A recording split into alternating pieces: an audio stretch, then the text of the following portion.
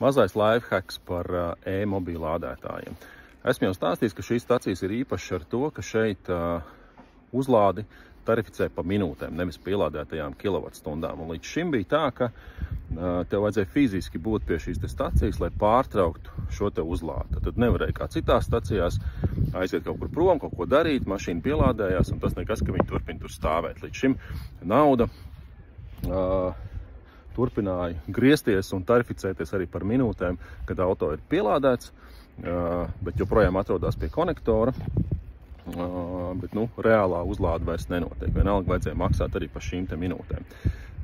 Jaunā e-mobīla aplikācija, kas jau darbojas un ir jau pieejama labu laiku, nebija pamanījis, ka šajā aplikācijā var pabeigt šo te uzlādi, fiziski neatrodoties pie automašīnas.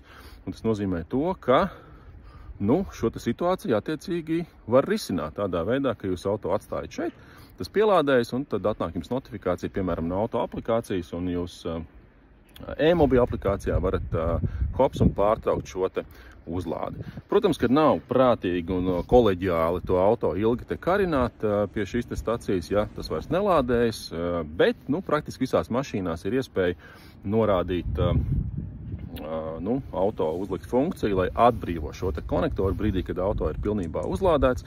Attiecīgi nākamais var piebraukt, paņemt no jūsu auto konektoru un uzsākt uzlādi. Tā kā, paldies e-mobī, šis ir forši.